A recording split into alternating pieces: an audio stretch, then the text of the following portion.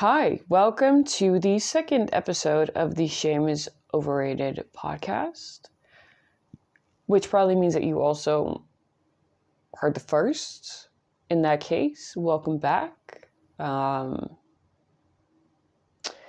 had an idea. I was like, second episode, it's immediately going to be a good, deep, educational episode. And then I realized that is not what I need right now. And I think that I'm not the only one in that. We have an entire year ahead of us of working hard and growing pains, and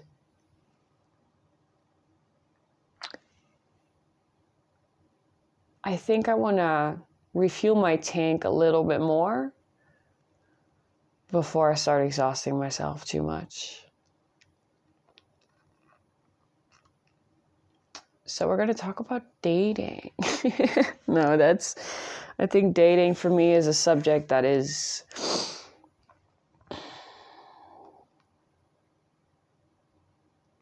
hard to describe, apparently.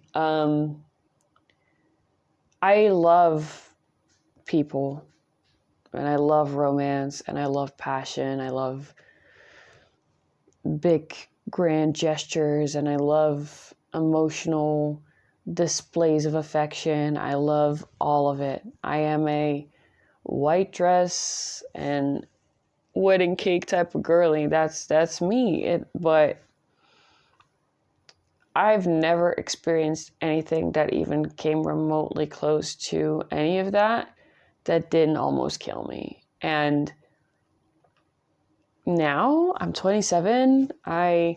There's nothing in this world that really ties me here, and I am doing it. I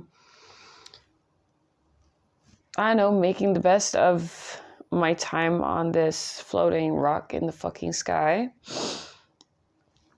I don't know. So dating is just, I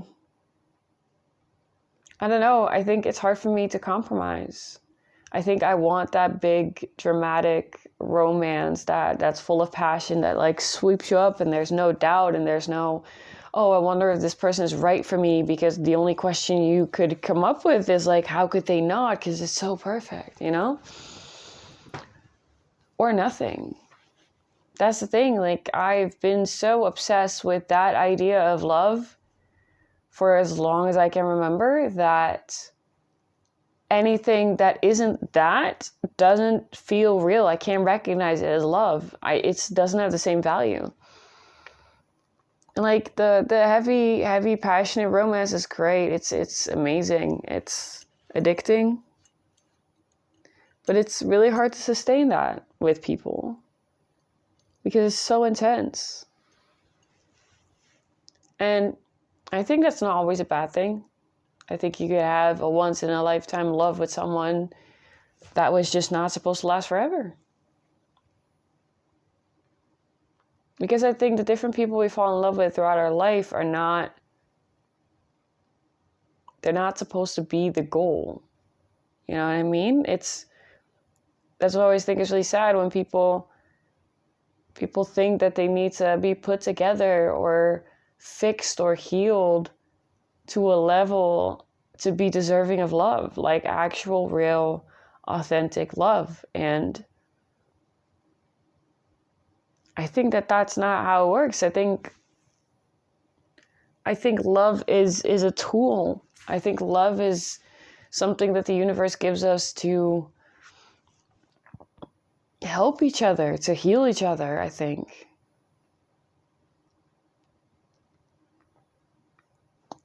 In a way, at least. But I think for a lot of people, that's not enough. Or they don't believe that that's real. They don't see the value in it. So they abuse this tool. They use the incentive and the idea and the motivation to be loved as a means to an end. And I think I've done that. Unbeknownst to me at the time, but that's something that you're supposed to learn with age, where sometimes you are not the victim, you know? Sometimes you were a 16-year-old with raging fucking hormones and all these undiagnosed mental illnesses, and you were just being a dick to everybody. It wasn't necessarily your fault, but sometimes you're definitely not the victim. And that's like what I think a lot of people forget, is that there's either the abuser or the victim. Sometimes it was just a terrible person meeting another terrible person being terrible to each other. And I don't mind saying that about myself, where I can be honest and I go, listen, I used to suck, dude. Like, never in a way where I got abusive with people, obviously. But I sucked. Like, I've definitely, like, hurt people and have been selfish. And of course, like, I think that a lot of people don't want to admit that, because admitting that that version of you exists is also accepting the fact that that's a part of you, that you did those things, that you said those things, that you made those choices. But if you don't do that, you literally don't know what your starting point is. So how do you know where the fuck you're going if you don't know where you're now? And you figure out, like, where you're now by looking at where the fuck you came from, your history, what happened to you.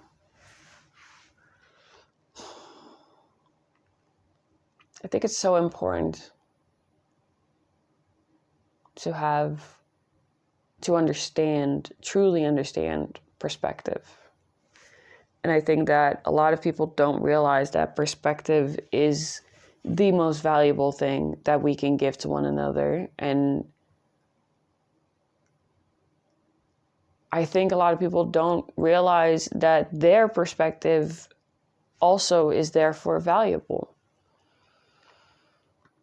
Like, I always think it's weird when people are like, oh, I just don't care about your opinion. I'm like, okay, that's weird, right? That's like not to me personally, right? Like, it's not about me agreeing with your opinions. Like, I'm not listening to people because I'm hoping that I can convince them that I'm right, or they can convince me that, like, no, I don't know.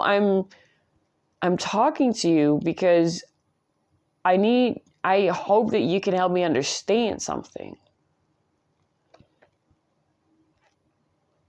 And ever since I tried to make sure that every single interaction that I had would meet that criteria, where I'm talking to someone about something with a purpose, with a reasoning, my life has become significantly drama-free, because I demand a level of depth from my conversations that people that tend to attract and create drama simply cannot deliver, because they don't actually connect genuinely to people, because there's always some like two-faced bullshit going on and secrets and high school drama shit. But if you're capable of connecting a little deeper, we're not even talking like, oh my God, our souls are tied. No, I'm talking a little, like, just right below the surface, right? A little deeper. With the people around you, you don't have drama. You have conversations, and you have pain points in your friendships, and you have opportunities to prove your care and loyalty to each other. That's what other people call drama. If you do something that hurts your friend's feelings, that is an opportunity to communicate. But if you're not at a point in your development where you can recognize that, it feels like an attack, or it feels like abandonment, or it feels like any of these horrible things that they're now doing to you. So yeah, if you ask more depth from your conversations, most people that say they don't like drama, but are somehow always in the middle of it, they tend to just not even like, oh, I'm gonna announce that I don't want to be friends with you anymore. No, they just kind of phase out of your life. It's real. It's kind of magical how it works. Because the moment I stopped engaging with people in a very superficial way, where if you're texting me, if you're talking to me, if you call me, I kind of need to know like why. There needs to be a reason you're calling me, right? If you're texting me, like I hate these like loose, empty conversations, and so I just don't have them. And my friends know this, and my friends are like this as well. I like my conversations and my interactions with people to have a little bit of purpose, because social interaction is not something that comes easy to me. It is something that is usually very draining to me. It's something that can heavily affect my mental stability from day to day. So it is not an easy thing for me. So because of that, I want it is like if I spend the little bit of energy that I have interacting with the world, and I choose to interact with someone that is costing me energy and is not actually, they don't inspire me, they don't trigger any thought process, they don't make me aware of anything. It's just, I don't know, just two mammals staring at each other and making noise. I'd rather not experience that too often.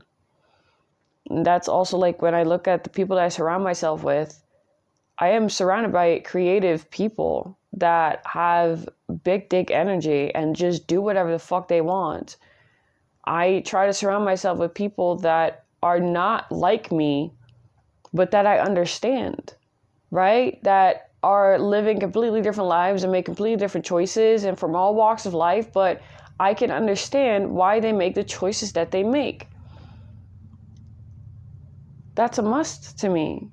And when that is how you build your circle, every interaction with them makes sense. And even if there is some type of conflict, it doesn't actually matter, because there's nothing that you can't talk about. And even when things get difficult because you inevitably hurt someone's feelings, that's fine. And you talk about it and you realize the fuck up and you move on together. Like friendships are not supposed to just like end. And that's what I think a lot of people forget, that friendships are not a thing that needs to end. However, sometimes, people are supposed to change. But some people just don't. I think just as much as it is a choice to change, I think it can also be a choice that you're willingly making not to change. I think a lot of people are unaware of the fact that they can change. But a lot of us, if you're listening to this podcast, probably you, we chose to do better. We chose to change. We chose to adapt. We're choosing that every single day. And both of these choices are valid, because I think, at least when I speak for myself, I understand fully, looking down this path ahead of you that I'm going down right now, that you're going down right now, and look at that and go, you know what? I'm so fucking good, because that looks like a pain in the ass. It looks like a lot of fucking work, and it looks like it's gonna hurt like a bitch. And the other side is just, this is not great, but I'll be repeating the same process for the rest of my life, and I'll be able to be moderately happy. I've seen people that have been the same for the same way their entire life, and they're perfectly happy people. But I'm just not one of those people.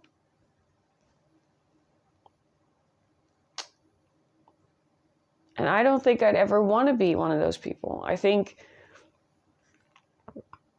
a lot of things are dependent on the fact that I look at the world through the lens of someone that wants to learn and wants to grow and wants to, there's no entitlement that I somehow think that I know what the fuck is going on any plane of existence, because like I'm nothing in the grand scheme of everything, right? Respects. And I know that sounds really like unrelated, but my point being, whenever I have a situation with someone and I don't understand where they're coming from, I don't understand how the situation happened, I'm just confused, I don't understand what's going on, I assume that I'm wrong. And by doing that, at least for me, it makes it so much easier for me to figure out what the fuck is actually going on, because I'm not holding on to this need to be right.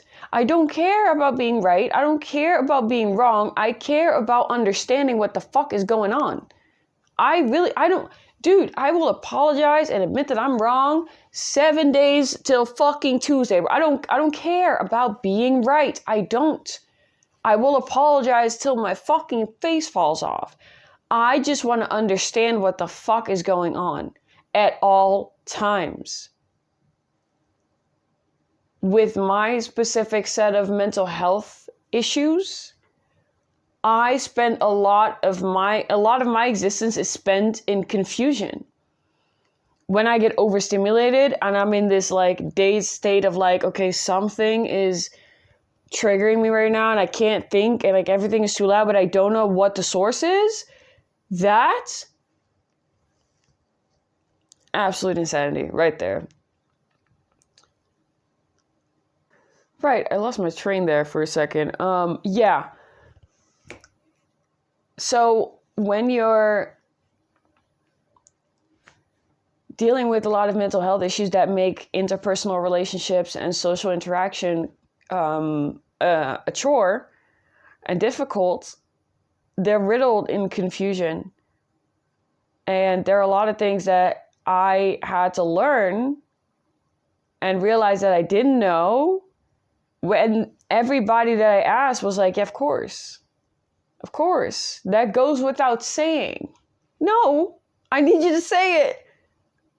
Please. Like when people go, it goes without saying, obviously, I'm like, just say it anyway. Because I don't know. Buddy, if you're looking at me and you're thinking, wow, what the fuck is she doing? Doesn't she like know? No, I don't. And that is not me trying to like pretend that I'm stupid. It's just literally like when I look at people that aren't like me and the way they interact with each other and the like all the like social rules and contracts that I just don't get, I look at them and I'm like, I think to myself, that sounds exhausting. Like, why? It's just a whole thing.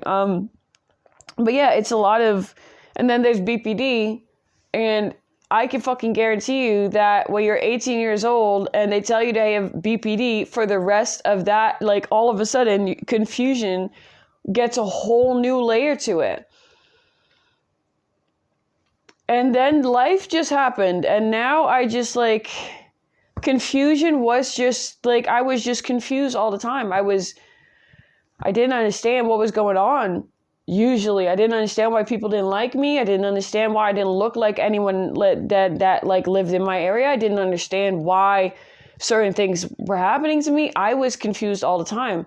So I was also very easily directed. Like if someone is lost and you tell them, oh, go that way, they will follow you. I was very susceptible to that because I was confused all the time. I had no idea.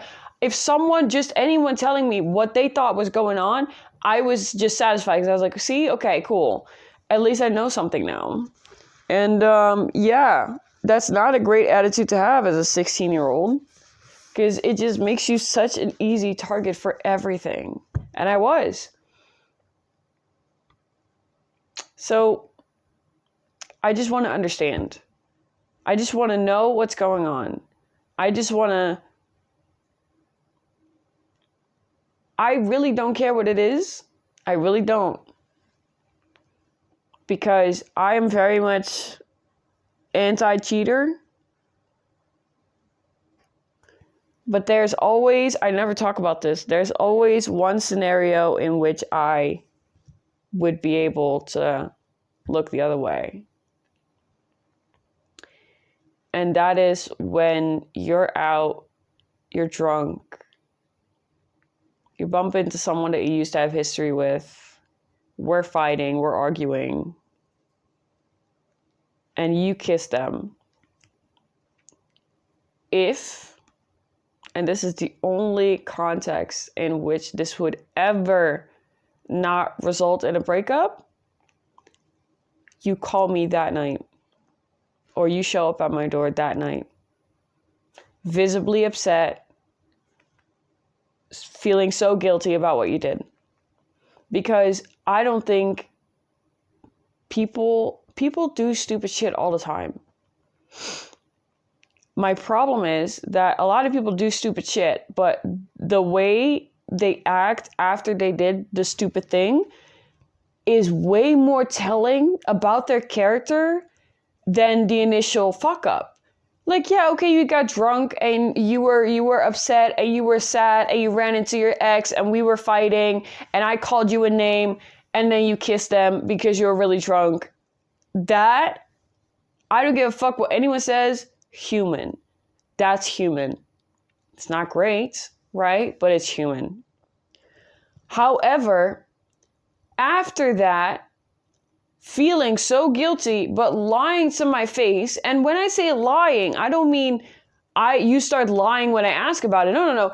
Every second that you see me and you do not tell me this, you're lying. Because a lot of people have all these like really fucking flexible definitions of lying. Lying is just hiding the truth. That is lying. I don't give a fuck what anyone says. Because the thing with lying is that you have now decided that you get to control what someone else knows. And that is fucked up. You don't get to decide what the truth is. You don't get to distort someone's reality just because you fucked up. You don't get to gaslight someone, and you don't get to do that. And people really don't realize that when they get hurt by someone else, it's not, like I said, it's not the initial fuck up. It is the thing that people need to recover from the most is the gaslighting, is the fucked up realities now. It's the being aware of the fact that someone could do this to you. Like, I think about these situations where I've been in abusive relationships, and I think about the relationships that are more toxic and more flammable and more abusive than the ones I was in, and then I just imagine having to accept the reality that you loved someone and you trusted someone, and they did that to you. And I think for a lot of people that are in abusive relationships, sometimes that's enough to make them stay. Because if they can just stay long enough for this to work out, for them to heal themselves, for them to do better, then it is still a good love story. We just hit a rough patch, right? As long as you just stick around and you just give them space and you support them and you wait and you're patient, then at the end of the day, how could they not get better? How could we not have an happy ending? Because if we have a happy ending, everything is fair in love and war. So, and that in combination with you thinking that this is what you deserve, or not being able to imagine that there is better than this. I don't know, people settle, and scared people make decisions that don't always make the most sense.